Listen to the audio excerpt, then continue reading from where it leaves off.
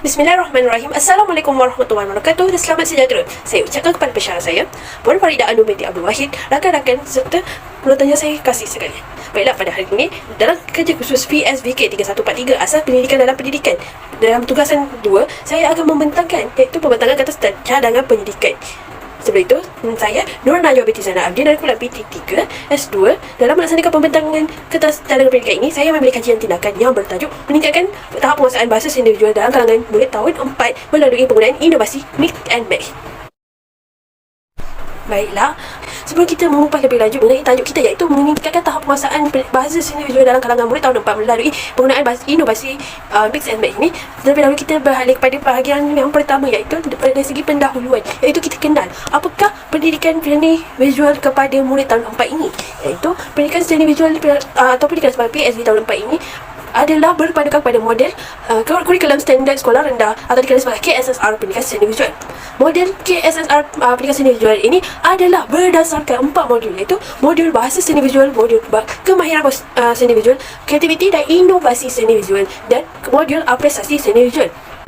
Baiklah, berdasarkan modul-modul ini, bahasa seni visual merujuk kepada asas seni reka yang akan dipelajari oleh murid tahun 4 ini. Sebagai contoh, bahasa seni visual, asas seni reka dalam bahasa seni visual ini terbagi kepada 2, iaitu unsur rekaan dan persediaan. Unsur rekaan terbagi kepada 6 ciri, iaitu garisan, rupa, bentuk, jalinan, ruang dan warna. Manakala persediaan terbagi kepada 7, iaitu harmoni, kontra, penegasan, imbangan, irama dan pergerakan, kepelbagaian dan kesatuan. Baiklah, itu merupakan modul bahasa seni visual.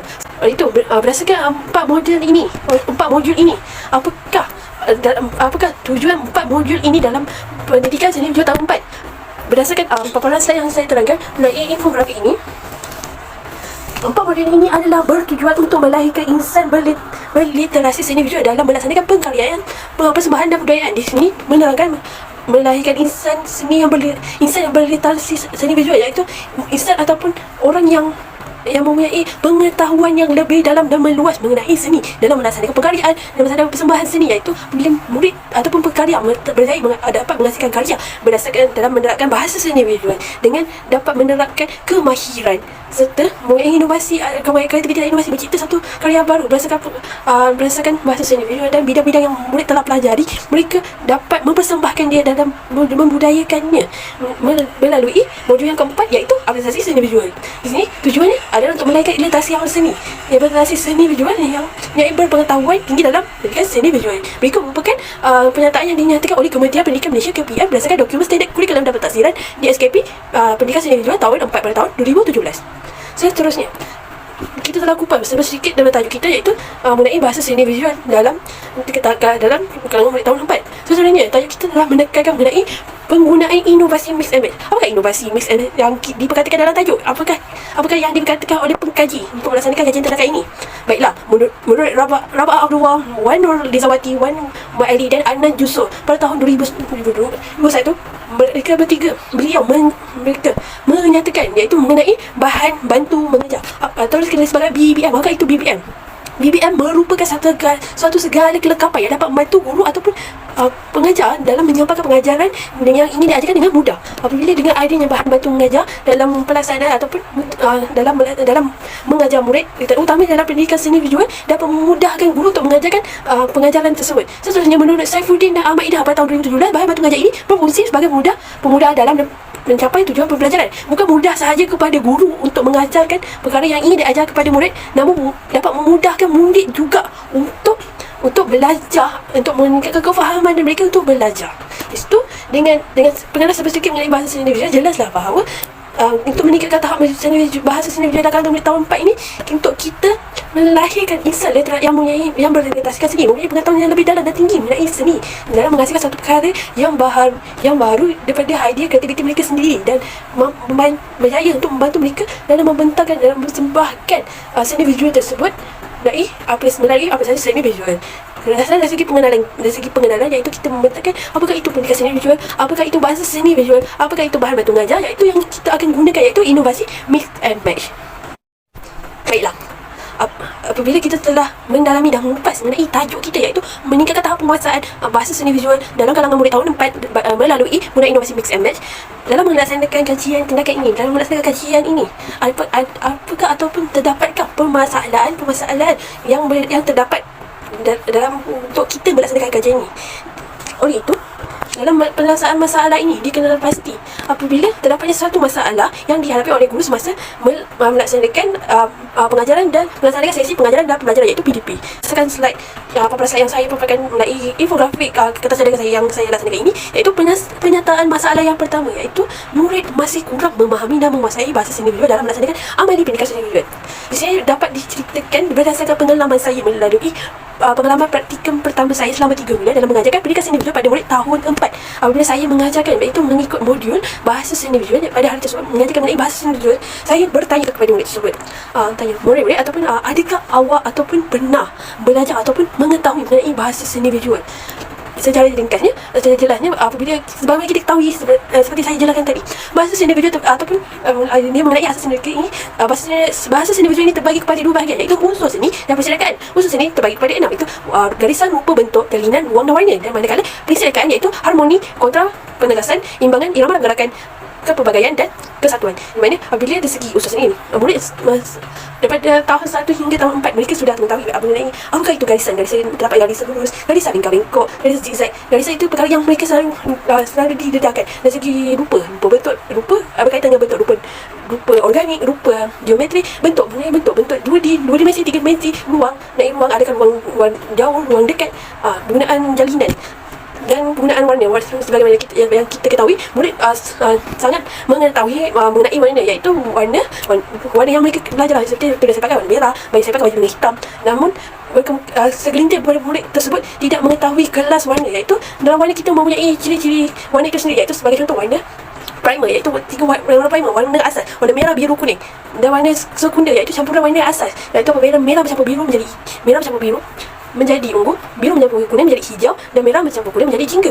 Dan warna terakhir iaitu campuran warna primer dan warna sekunder. Namun dari segi ciri-ciri warna ataupun contoh lain dalam usus ini, ciri-ciri jalinan, iaitu jalinan sentuh dan jalinan tampak. Apabila saya tanyakan kepada murid tersebut, mereka masih keliru apakah jalinan tampak, apakah jalinan sentuh, dan apakah ciri-ciri warna yang telah mereka pelajari. Dan lagi mengelirukan murid tersebut dari segi pengajaran mengenai prinsip rekaan, iaitu mengenai harmoni, kontra, penegasan, irama dan pergerakan, kesatuan dan kepelbagaian.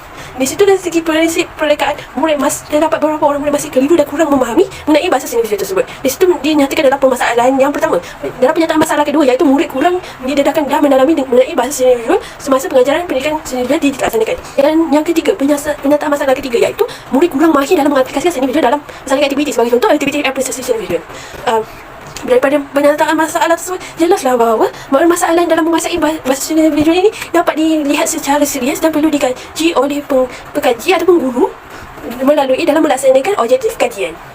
Berdasarkan penyataan masalah yang telah saya nyatakan, oleh itu, daripada penyataan masalah-masalah tersebut, guru ataupun pekaji boleh menghasilkan satu objektif kajian untuk mengatasi masalah murid itu, iaitu membantu murid dalam meningkatkan tahap penguasaan bahasa seni visual. Oleh itu, dalam kajian tindakan ini, objektif kajian terbagi kepada 2, iaitu objektif umum dan objektif khusus. Objektif umum merujuk kepada keseluruhan dalam kajian itu, apakah objektif yang ingin dicapai oleh pekaji atau guru dalam melaksanakan kajian ini, iaitu kajian umum kita, iaitu untuk meningkatkan tahap penguasaan bahasa seni visual dalam kalangan murid tahun 4 bagi membantu murid menguasai 4 modul pendidikan seni visual, iaitu untuk tujuan kita untuk melahirkan insan literasi seni visual.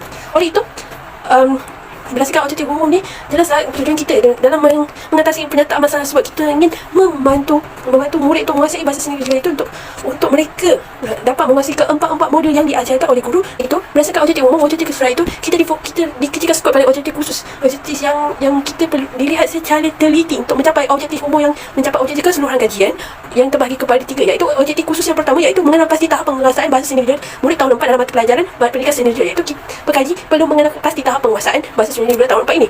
Iaitu seterusnya, objektif khusus yang kedua, iaitu untuk membantu guru dalam menangani faktor-faktor murid tahun 4 tidak menguasai bahasa seni visual. Dan beralih kepada yang objektif khusus yang ketiga, iaitu untuk meningkatkan kekuasaan murid dengan menggunakan inovasi mix and match bagi meningkatkan kekuasaan bahasa seni visual murid. Baiklah, untuk mengupas lebih lanjut mengenai objektif khusus ini, dapat dikupas melalui soalan kajian yang dilaksanakan dalam kajian tindakan ini. Soalan perkajian yang pertama iaitu berdasarkan objektif khusus kita yang pertama iaitu mengenal pasti tahap penguasaan bahasa seni visual tahun 4 dalam mata pelajaran bahasa seni visual. Persoalan yang akan ditanyakan kepada pengkaji iaitu bagaimanakah untuk mengenal pasti tahap penguasaan bahasa seni visual tahun 4 ini melalui mata pelajaran seni visual. Bagaimanakah cara pengkaji atau guru untuk mengenal pasti tahap penguasaan bahasa seni visual tahun 4 ini? Apakah cara? Bagaimana cara untuk mengenal pasti penguasaan bahasa tersebut? Berikut merupakan persoalan yang pertama. Soalan yang kedua iaitu berdasarkan objektif khusus yang kedua iaitu bagaimanakah cara untuk membantu guru dalam menangani faktor-faktor murid tahun 4 tidak menguasai bahasa seni visual dalam mata pelajaran bahasa seni visual. Bagaimanakah cara pengkaji ataupun guru tersebut untuk membantu guru lain dalam menangani faktor-faktor murid tahun 4 tersebut. Berikut merupakan soalan kajian yang kedua. Dan soalan kajian yang ketiga, bagaimanakah cara untuk meningkatkan keberkesanan murid menggunakan inovasi mix and match bagi meningkatkan tahap penguasaan bahasa seni visual. Jelaslah bahawa daripada persoalan persoalan tersebut adalah bertujuan untuk membantu pengkaji atau guru untuk merancang ataupun memilih instrumen ataupun intervensi dalam melaksanakan kajian tindakan ini. Oleh itu, daripada penyataan masalah, kita telah kenal masalah yang serius iaitu masalah dalam menguasai bahasa seni visual. Kita telah seterusnya kita melaksanakan objektif kajian. Kita menetapkan perkara yang kita ingin capaikan dalam kajian kita ini dan timbulnya soalan kajian adalah tujuan untuk membantu guru ataupun pengkaji tersebut untuk merancang instrumen ataupun intervensi yang akan dilaksanakan dalam melaksanakan kajian tindakan ini. Baiklah.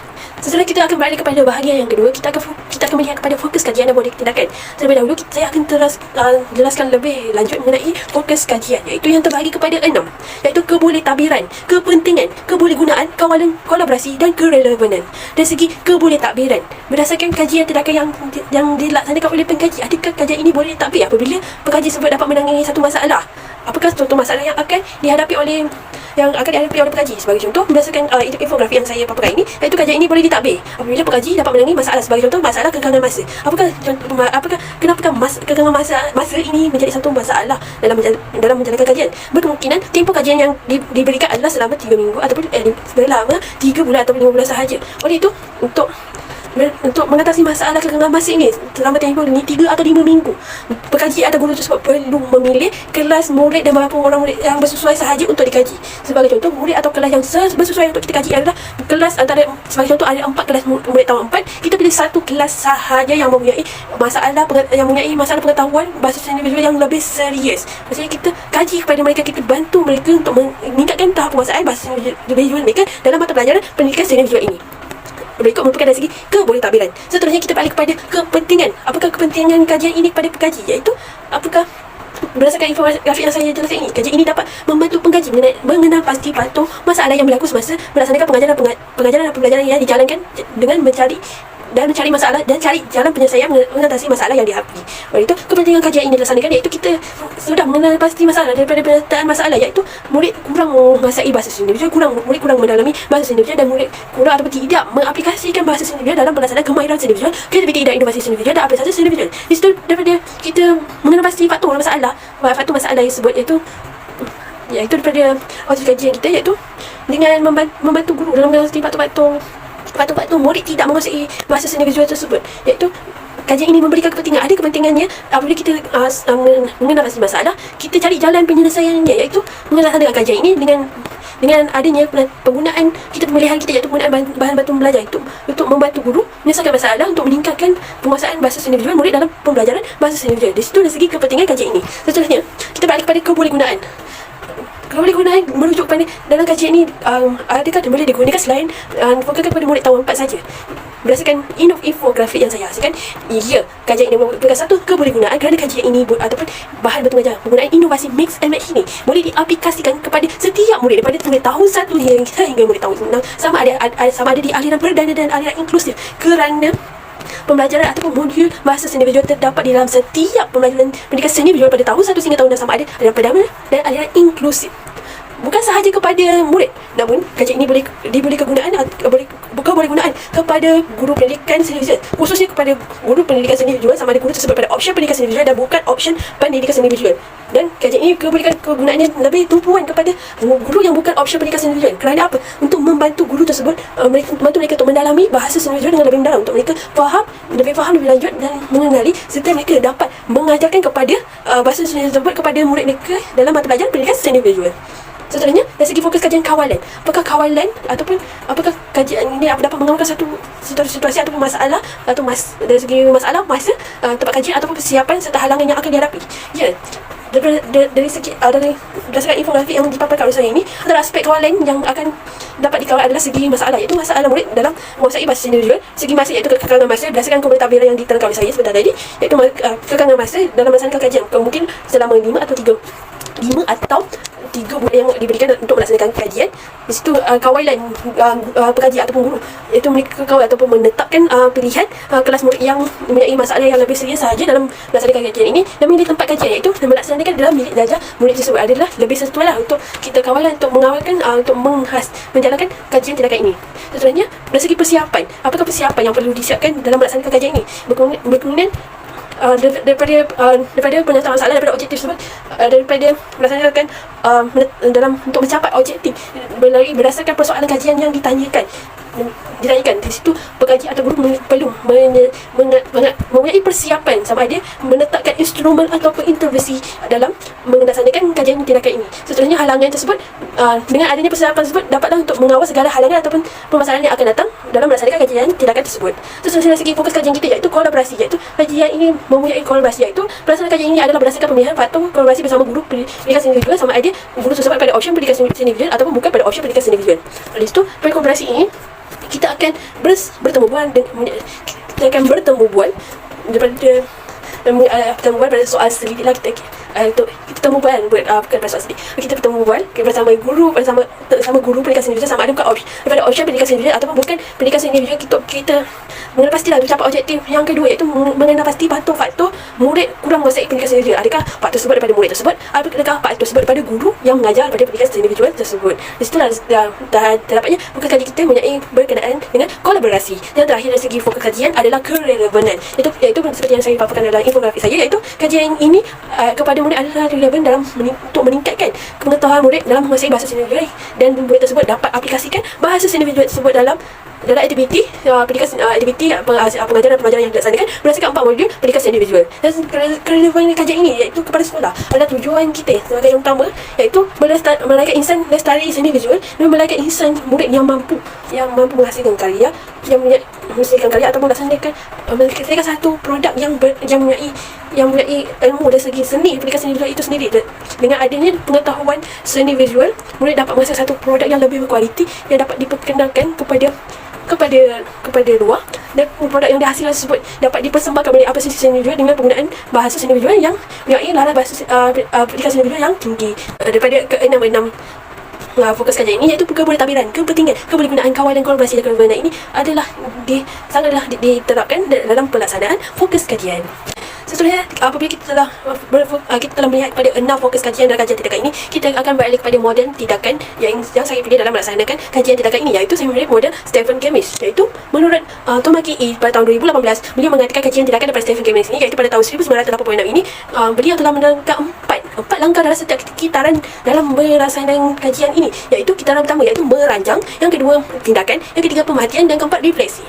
Oleh itu, berdasarkan 2 infografik yang saya hasilkan, iaitu mengikut model tindakan model Stephen Kemmis ini, iaitu berdasarkan kitaran 1 dan kitaran yang kedua.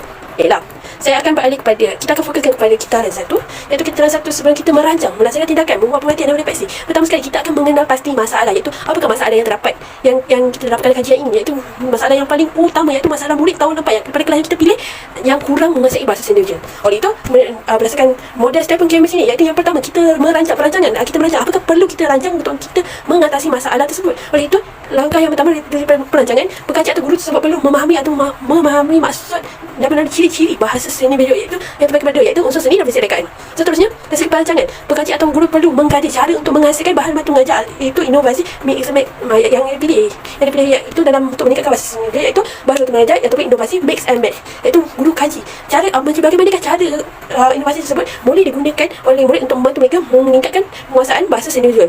Seterusnya, guru atau pengkaji untuk mengkaji cara untuk mengkaji kaedah pengajaran belajar, iaitu kaedah pengajaran, iaitu kaedah pengajaran yang pilih itu belajar sambil main, iaitu pemilihan belajar sambil main ini adalah bertujuan untuk membantu bahan pengajaran yang dipilih.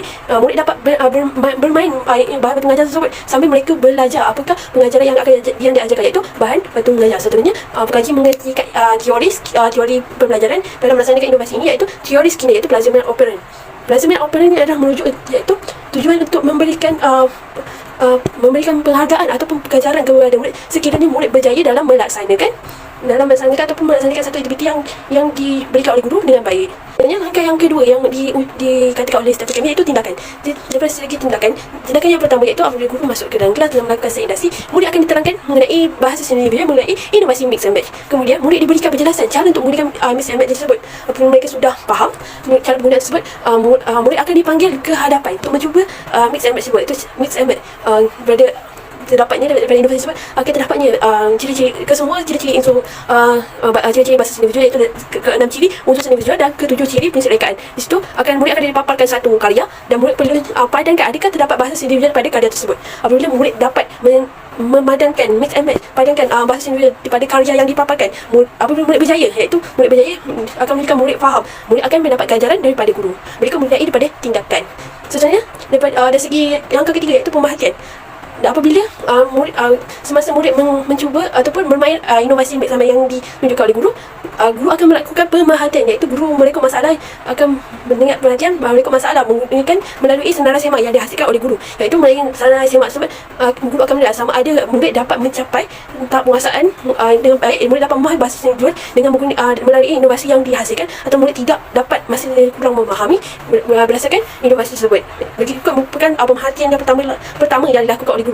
Sebenarnya mungkin murid kurang faham mengenai melalui aktiviti tersebut, mungkin murid kurang untuk mengenal pasti sama ada bahasa seni visual tersebut dengan batu mengajar yang diajarkan. Selepas sahaja guru telah mengenal pasti sama ada murid dapat meningkatkan kefahaman mereka mengenai mengenai inovasi mix and match dalam meningkatkan penguasaan bahasa seni visual, mereka akan teruskan guru atau pengajar akan teruskan pemerhatiannya mengenai ujian dengan melaksanakan ujian objektif terhadap murid tersebut untuk meningkatkan pasti tahap kefahaman murid. Seterusnya, murid diberikan dalam 12 soalan objektif mengenai bahasa seni visual. Mereka akan diberikan ujian soalan objektif. Kemudian pemerhatian dilakukan dengan murid perlu menghasilkan karya mengikut tajuk pelajaran yang diajarkan. Seterusnya, kembali refleksi, iaitu pada akhir pengajaran, iaitu penilaian pelaksanaan penilaian refleksi berdasarkan rancangan pengajaran harian yang dilaksanakan. Seterusnya, daripada refleksi tersebut, guru akan membuat kesimpulan berdasarkan dapatan berdasarkan keputusan ujian yang dilaksanakan, itu ujian objektif, dan berdasarkan markah hasil kerja murid yang dinilai oleh pengajar atau guru berdasarkan hasil kerja yang dilaksanakan oleh murid.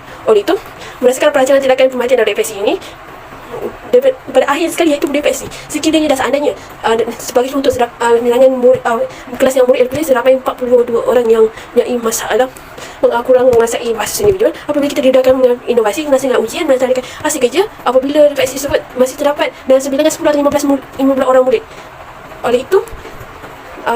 Oleh itu kajian ini perlu diteruskan melalui kajian kitaran kedua, iaitu dengan sebagai yang hadir yang lihat pada tanda X ataupun pangkal merah yang saya tandakan tersebut. Tanda X tersebut akan beralih kepada kitaran yang kedua, iaitu daripada kitaran 1X tersebut akan beralih kepada kitaran kedua, iaitu sama juga mengenai model Stephen Cavell, iaitu perancangan tindakan pemerhatian dan refleksi. Namun daripada kitaran kedua ini adanya perbezaan sedikit, iaitu melaksanakan perancangan semula. Perancangan semula ini adalah kita merancang hanya untuk kumpulan kecil, iaitu sama ada 10 atau 15 murid yang mempunyai masalah yang sama dalam, iaitu tidak menguasai bahasa visual dengan baik. Bila mereka antara mereka masih mempunyai masalah sama, kita akan rancang semula kepada beberapa orang murid itu. Sebab daripada 10 atau 15 murid itu adalah sebagai kumpulan kecil, kita akan kenali masalah dihadapi oleh mereka. Seterusnya, kita melalui tindakan, kita akan melalui tindakan yang sama. Kita terangkan inovasi mix and match. Kita akan berikan kepada kumpulan kecil ini cara penggunaan dia. Kita suruh mereka bermain dan mencuba. Apabila mereka berjaya melaksanakan aktiviti, mereka akan berikan ganjaran. Setelah dari segi pemerhatian yang dilakukan sama juga,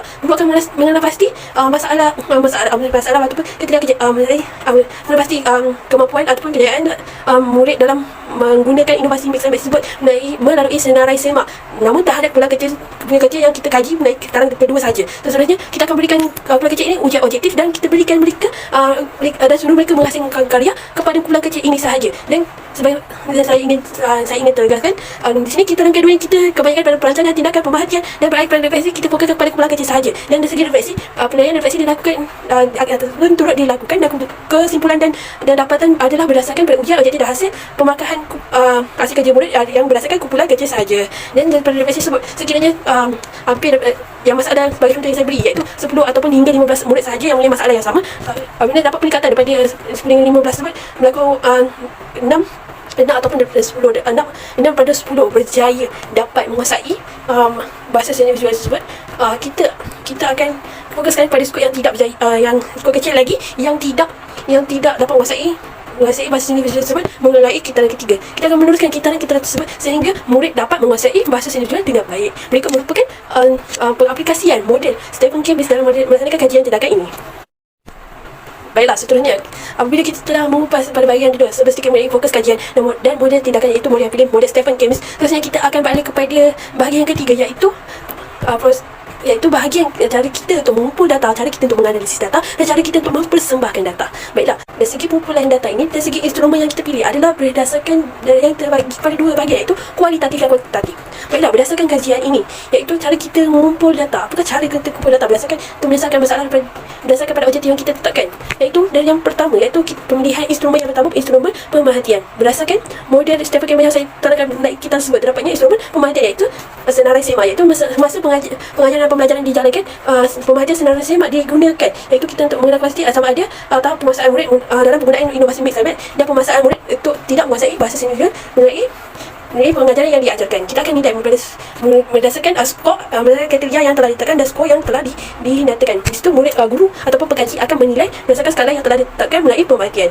Seterusnya, terdapatnya pengumpulan data, iaitu dari segi kualitatif, iaitu pengumpulan data dari segi temu bual, iaitu secara guru untuk melihat temu bual, iaitu temu bual sama ada dengan, iaitu temuan iaitu pelaksanaan fokus kajian kita, iaitu kolaborasi, sama ada kolaborasi bersama guru pendidikan seni visual, sama ada pada opsi pendidikan seni visual dan opsi yang bukan pendidikan seni visual. Dari temuan tersebut untuk membantu kita untuk mengumpul data, mengenal pasti sama ada berdasarkan data masalah kita, adakah daripada objektif kajian kita, pada fokus adakah apakah faktor murid tidak menguasai bahasa seni visual, adakah sama ada pada pengajaran pemahaman murid tersebut ataupun daripada pengajaran guru. So daripada temu bual tersebut, kita akan kita mengupas lebih dalam mengenai faktor ataupun sebab-sebab punca murid tidak, kita upas ataupun kita mengenal pasti faktor murid tidak menguasai bahasa seni visual. So yang ketiga, cara pengumpulan data yang ketiga segi kualitatif juga, iaitu analisis dokumen, iaitu jurnal dan catatan PhD. Jurnal ini bertujuan kita membuat tinjauan dalam kajian. Kita mengenal pasti adakah tinjauan berdasarkan jurnal ataupun tinjauan terdapatnya kajian-kajian yang terdahulu mengenai permasalahan bahasa seni visual. Kita lihat bagaimana cara mereka mengatasi masalah tersebut. Berikut merupakan dari segi tinjauan lanjutan mengenai analisis dokumen, iaitu jurnal. Dari segi catatan refleksi, iaitu catatan refleksi berdasarkan sebagaimana saya terangkan dalam model kitaran model Cambridge itu, pada refleksi terdapatnya catatan refleksi selepas kita pada akhir pengajaran dan pembelajaran kita laksanakan. Catatan refleksi tersebut, kita kumpul data tersebut, dari situ kita dapat mengenal pasti sama ada tahap penguasaan murid dalam menguasai bahasa seni visual itu dapat ditingkatkan ataupun tidak. Di situ cara pengumpulan data dari segi kualitatif. Seterusnya, kita akan saya akan menerangkan mengenai cara pengumpulan data melalui kuantitatif, iaitu kuantitasi. Cara pengumpulan data kita adalah dengan melaksanakan ujian objektif dan melalui hasil kerja murid, iaitu melalui hasil kerja murid kita akan mengumpul dari segi permarkahan hasil kerja murid. Baiklah, dari segi kuantitatif ni, kita bertujuannya kuantitatif, iaitu satu perkara yang boleh kita melalui ujian objektif dan ujian objektif dan hasil kerja murid. Kita nilai, bila kita tengok hasil pemarkahan mereka, di situ kita boleh lihat sama ada penguasaan bahasa seni visual murid adalah mencapai ataupun tidak.